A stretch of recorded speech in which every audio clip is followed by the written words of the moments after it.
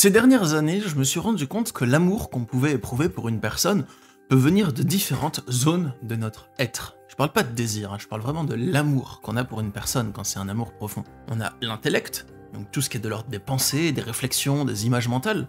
On a l'émotionnel, donc tout ce qui est de l'ordre des émotions, la culpabilité, la peur, la joie. Ensuite, on a tout ce qui est physique, la pulsion charnelle, l'envie de copuler. Ensuite, on a tout ce qui est de la zone de l'ego, avec ses dérèglements, ses illusions. Et enfin, on va avoir la zone de l'âme. C'est plus profond, c'est ce qui était là avant le reste et ce qui sera là après le reste. C'est aussi pour ça que dans certaines religions, dans certains courants spirituels, on pense que nous sommes une âme qui est éternelle et qui vient expérimenter une expérience de vie terrestre et humaine. L'âme, c'est ce qui était là avant, c'est ce qui nous a toujours accompagnés. On peut en prendre conscience, mais je pense pas qu'on puisse le modifier. Et il y a souvent des personnes qui me disent en consultation qui se sont retrouvées à se reconnecter à l'un de leurs désirs. Et quand je leur pose la question, mais ce désir, tu l'as depuis quand? Et la personne me dit, j'ai l'impression que je viens d'en prendre conscience à nouveau, mais que si je suis honnête avec moi-même, c'est quelque chose qui m'a toujours accompagné depuis ma naissance. Et quand on aime une personne, l'amour qu'on a pour cette personne, il peut venir de ces différentes zones. Et je pense que c'est intéressant d'en prendre conscience. De quelle zone vient notre amour. Il peut venir de plusieurs zones en même temps, c'est possible. Il n'y a pas forcément qu'une seule zone. Alors, pour savoir d'où il vient, il n'y a pas une formule miracle. Je peux vous donner quelques indications, mais après, c'est important de prendre conscience que ça va vraiment être propre à chacun. Et pour savoir d'où ça vient, vous ne devez pas juste vous baser sur ce que je vous dis comme critère, et vous ne le saurez pas à la fin de la vidéo. Ce que je vous transmets ici, c'est peut-être une réflexion, une graine qui va peut-être germer dans votre esprit. Mais c'est avec le temps et avec de l'observation et de l'écoute de soi que vous allez pouvoir le discerner. Vous ne pourrez pas trouver la réponse maintenant. Même si vous y réfléchissez beaucoup, vous pourrez juste supposer, et vous n'allez pas trouver vraiment la réponse satisfaisante. Sauf si vous l'avez déjà, votre réponse, et que vous la connaissez déjà. Mais si vous la connaissez pas déjà, vous ne pourrez pas la trouver juste avec mes explications. Bon, je vais quand même vous donner des indications à développer un peu. Si ça vient de la zone des émotions, alors déjà ça va être ultra tumultueux. C'est la zone qui provoque le plus de souffrance, parce que c'est une zone qui n'est que souffrance, presque. Il y a aussi un peu de positif, mais il y a une plus large gamme d'émotions de souffrance que d'émotions de douceur. Et si votre amour provient de cette zone pour l'autre, les symptômes que vous allez avoir, c'est peut-être de la tristesse. Et pour éponger votre tristesse, vous revenez avec l'autre parce que vous êtes triste quand vous vous en éloignez. Il peut y avoir de la culpabilité, et vous êtes avec l'autre par culpabilité. Il peut y avoir des choses très intenses qui se passent en vous, mais c'est dans la zone émotionnelle. Donc vous allez avoir des sensations au niveau de la poitrine, vous allez avoir des sensations au niveau du ventre, au niveau de la gorge, et ça va varier en fonction des heures de la journée. Votre amour, il est pas linéaire, il fait des genres de vagues avec les émotions. Après, si vous arrivez à maintenir votre émotion pendant plusieurs jours de suite, l'amour, il va être constant. Mais il va vraiment dépendre de vos émotions. Et on va retrouver plein de situations du style je te prends, je te jette, je t'aime plus. Il va y avoir des choses où on va se haïr des fois, et ensuite il y a des grosses disputes, et ensuite on s'aime tout fort. À un moment pendant la dispute, il y a plein d'amour, et ensuite il y a de nouveau de la haine, et enfin, je sais pas, ça peut faire des trucs très chaotique. Ensuite, si on aime quelqu'un et que ça vient pas de la zone des émotions, mais que ça vient de la zone de l'intellect, il va y avoir beaucoup de pensées qui tournent très vite dans l'esprit, et l'esprit va mettre en place des constructions mentales pour essayer d'être avec l'autre. On va se dire, peut-être que si je fais ça, ça va marcher, peut-être que si je me contorsionne comme ça dans le couple, ça va fonctionner. Il va y avoir plein de réflexions, plein d'imagination, plein de projections dans le futur. L'intellect, il aime faire des projections aussi. Donc on va avoir tendance à projeter des choses sur l'autre. On va se dire l'autre est comme ça, l'autre est comme ci, l'autre est une personne de ce type-là, alors qu'on ne le connaît pas l'autre. Et donc il va y avoir plein de projections mentales qui vont se faire sur l'autre. Et l'intellect va être très sollicité. Donc beaucoup de pensées qui tournent dans tous les sens, qui sont orientées vers le futur de votre couple. Si l'amour maintenant part de la zone de l'ego, des illusions, des dérèglements intérieurs comme ça, c'est un amour qui va aussi être très souffrant et très confus. Vous allez avoir du mal à y voir clair. Vous allez avoir des angoisses par rapport à votre avenir en couple, en même temps envie d'être avec l'autre, vous n'en serez pas sûr à 100%, et vous allez avoir plein d'illusions de ce qu'est la relation. Vous allez avoir du mal à y voir clair, et à avoir le sentiment que c'est limpide, que c'est clair. Il va y avoir plein de pensées, comme si vous avez une sorte de nuage dans votre esprit, une sorte de brouillard intérieur. Alors je sais que ce que je décris, c'est pas des sensations qui sont mesurables. Ce que je décris, c'est un ressenti qu'on peut vivre, et ça peut vous donner des indications. Donc si ça part de la zone de l'ego, vous allez avoir l'impression de flotter dans une sorte de nuage de fumée, de brouillard. Et si vous arrivez à lever ce nuage d'illusions, j'ai fait plein de vidéos sur les illusions amoureuses, on sait jamais, bah vous allez avoir l'impression d'y voir clair, comme si vous enlevez un nuage qui obscurcissait votre vision depuis longtemps. Si ça part de la zone du corps, bah vous allez avoir envie de copuler, vous allez avoir vos organes reproducteurs qui vont être au taquet, hein, comme on dit pour percuter le charbon. Bon, vous allez avoir envie de vous faire des câlins avec l'autre, vous allez avoir diablement envie de ça. Et une fois que vous avez fini de le faire, soit en solo, en réfléchissant à l'autre, en fantasmant, soit avec l'autre, vous n'allez plus avoir envie de parler à l'autre. Donc ça, c'est vraiment, si vous voulez savoir si ça vient que de l'aspect charnel, bah, une fois que vous avez fini de faire des câlins, vous avez envie de vous barrer et vous avez plus envie de parler à l'autre. Voilà, directement. Après, l'amour peut venir de plusieurs zones. Hein. Dans ce cas, si l'autre vous plaît d'un point de vue charnel, et qu'il y a l'amour qui vient d'autres zones, vous allez peut-être avoir envie de le côtoyer encore. Voilà, c'est important aussi. Et maintenant, on va passer à la zone de l'âme, la plus importante. C'est quelque chose qui est plus intemporel. C'est une sorte d'évidence. L'amour qui vient de l'âme, c'est comme si ça avait toujours été là, et que maintenant c'est là, mais c'est quelque chose de naturel. Et si vous êtes une personne qui a beaucoup nettoyé ses émotions, qui a beaucoup de paix intérieure, qui a un esprit assez clair, comme moi maintenant, avec le long travail que j'ai fait les amis, heureusement, et que vous êtes bien à l'écoute de votre âme, vous pouvez reconnaître assez rapidement quand l'amour vient de votre âme. Mais ça peut aussi être difficile de le reconnaître, parce que c'est possible que lorsque vous rencontrez une personne et que vous avez cette sorte d'évidence, chemin avec cette personne, qu'il y ait d'autres corps qui s'affolent. L'intellect, vous avez des peurs, vous cogitez beaucoup, les émotions aussi pour l'autre, de la tristesse, des choses comme ça, que vous ayez aussi charnel, l'aspect charnel pour l'autre, ben vous avez peut-être du mal à y voir clair dans tout ce fourbi. Pour savoir si l'amour vient de l'âme, si vous ne le sentez pas tout de suite, il faut du temps. Et même je pense qu'il faut du temps dans tous les cas pour le sentir, parce que des fois on a l'impression que ça vient de l'âme, mais c'est pas le cas, c'était juste une illusion qui était très forte. L'amour qui vient de l'âme, c'est quelque chose de calme, c'est paisible, c'est limpide, c'est clair à l'intérieur de soi. C'est pas la confusion, c'est pas explosif, c'est pas tumultueux, c'est pas intense au niveau d'une turbine qui tourne à l'intérieur de nous, très intense. Non, non, c'est calme, c'est paisible. Voilà, c'est paisible et c'est calme. Bon, alors, l'amour de l'âme, moi ce que j'appelle ça, c'est même pas une forme d'amour spécifique dirigé vers l'autre personne. C'est autre chose. C'est notre chemin de vie à nous, ce chemin qui tend vers notre équilibre, vers l'équilibre de notre être, vers l'accomplissement de nos rêves, vers l'exercice de ce que certains appellent mission de vie, mais bon, on aime vraiment faire, qui nous anime profondément, même si on n'était pas payé pour le faire, et on le sent. Cet amour-là, c'est pas un amour qui est dirigé vers l'autre personne, c'est pas un désir de posséder. C'est même pas une peur que l'autre nous quitte, l'amour de l'âme, c'est juste notre chemin à nous. Il est compatible avec la présence de l'autre, et on a une certaine tendresse, une affection pour l'autre, mais on sent que c'est calme et naturel avec l'autre. Mais en addition de cela, il peut y avoir des émotions. Donc les émotions, il peut y avoir de la tendresse, beaucoup d'affection pour l'autre, de la tristesse si l'autre va pas bien, ce genre de choses. Ça peut s'additionner à l'amour de l'âme. Pour y voir clair, pour savoir lequel de vos corps est concerné par votre relation actuelle, si vous en avez une ou votre future relation, hein, voilà, il faut du temps. De l'écoute de soi. Vous pouvez pas déterminer ça tout de suite.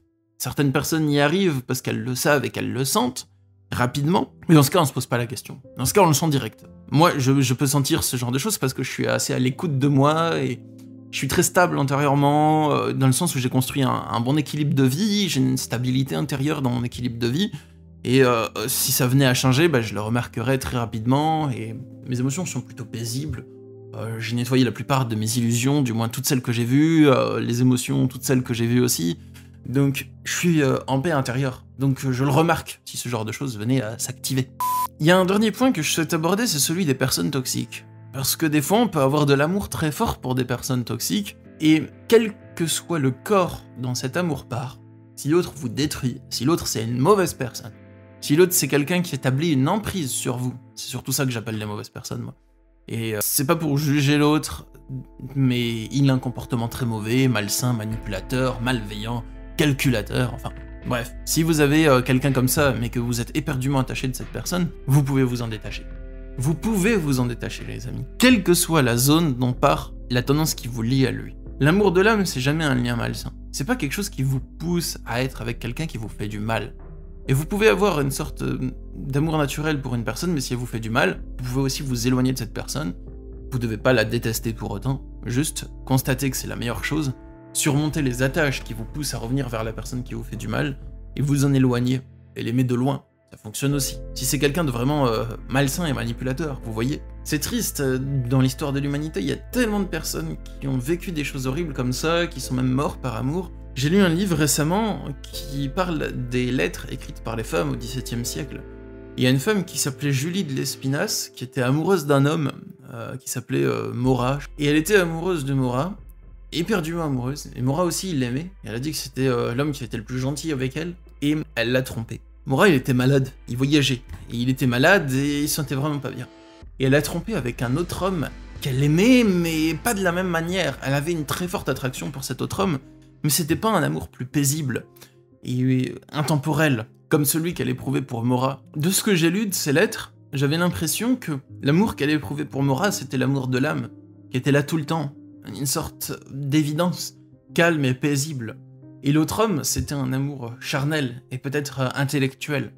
Et pendant qu'elle trompait Maura avec l'autre homme, et ben Maura, il a succombé de sa maladie. Et il est mort à ce moment-là. Du coup, Julie de Lespinasse, elle l'a appris, et elle s'en est voulu pendant toute sa vie après. Elle a pas vécu longtemps, pendant toute sa courte vie. Je crois qu'elle a vécu encore 2 ans, si je me trompe pas. Peut-être que je me trompe, mais c'était vraiment pas longtemps après ça. Du coup, Maura est décédée, et elle continuait à entretenir une relation épistolaire et charnelle avec l'autre homme avec lequel elle avait trompé Maura. Mais cet homme, il pouvait pas l'épouser.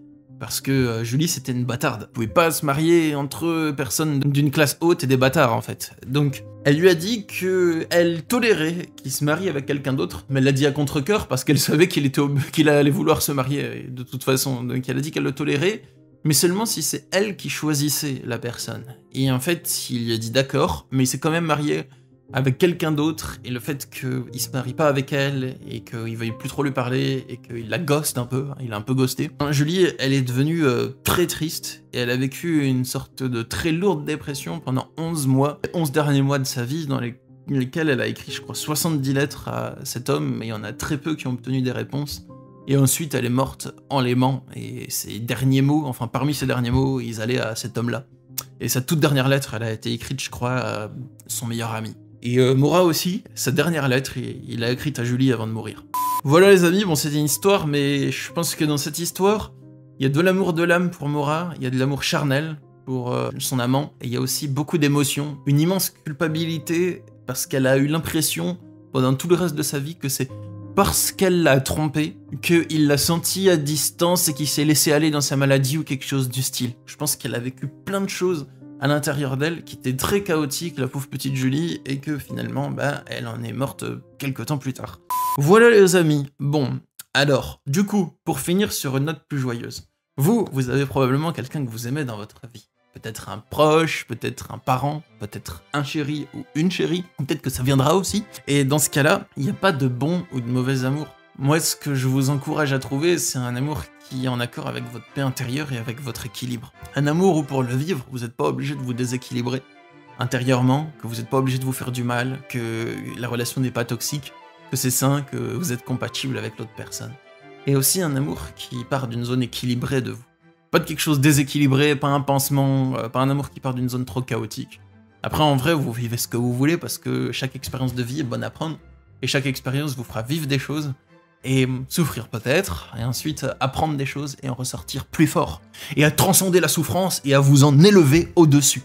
Pour vous donner quelques news avant de vous laisser, parce que ça fait longtemps que j'ai pas fait de vidéo sur cette chaîne, déjà pourquoi est-ce que j'ai pas fait de vidéo depuis si longtemps? Ça vient pas d'une décision de ma part, ça vient pas d'un changement de ce que je veux mettre sur cette chaîne, c'est juste que j'avais rien à dire, alors j'avais pas envie de vous faire des vidéos, alors que j'ai rien à dire, trouver des trucs à dire.